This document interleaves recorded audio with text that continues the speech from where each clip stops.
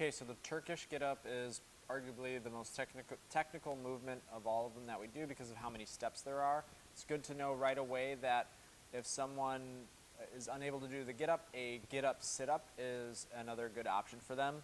And then also, until they can do it properly without thinking, without any weight, they should not add any weight to the movement. Okay, so make sure we let them know that until you're confident with all the steps, do not add any weight to this movement. Okay, so we've got the first part, which is the setup here, laying down on your side. 2 hands on the kettlebell, and it begins by rolling to the back. So I'm here, 2 hands always, rolling to the back. From this position, we press the weight up, and the way that you remember which side is up and which side is down, I like to say that the bell side knee stays bent. That just helps to remember. This arm is down at a 45-degree angle. The first part of the Turkish get-up is the get-up sit-up. And again, this will be something for people if they are unable to do a full get-up. This is what they'll do.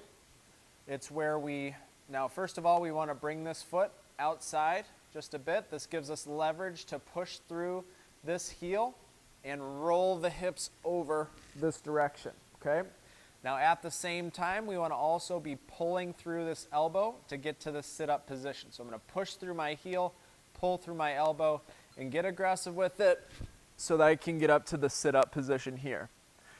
From this position, I need to straighten out my bottom arm on my right side. So my right arm is straight.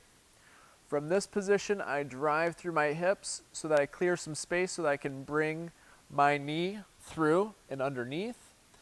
Now here what we want to see, and I can adjust my feet a little bit, is a triangle. So from one foot to my knee to my hand, we've got a decent triangle here.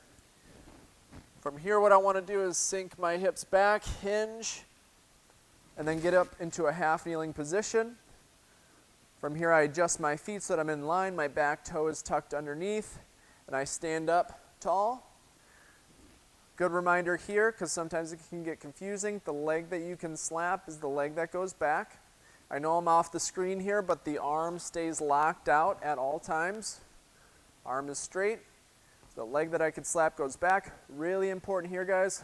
Biggest mistake we see is people forget to windshield wipe here with the back foot. So we've got a windshield wipe across. The reason why we need to do that, it unlocks the hips so that we can drive the hips back and reach down for the ground, okay? If they forget to windshield wipe, their hips just will not move as well from this position. So we've got a windshield wipe, drive the hips, hit the ground, slide the hand out and put the weight on that hand.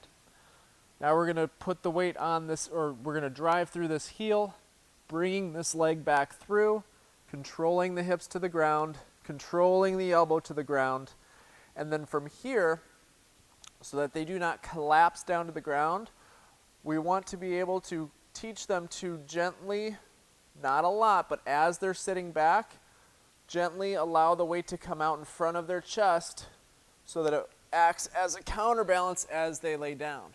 If they just try to sit back, it's just going to dominate them and they're going to kind of collapse down to the ground. When we are done with the rep, weight comes to the ground and then 2 hands return. And then to switch sides, we always halo the weight on the ground to the other side. What we never do, and what we will always have to remind people, and it's still going to happen, is we do not want to come across the body like this right here. It's just a risky thing to do. So those are all the steps of the Turkish get-up. Takes a ton of practice and a lot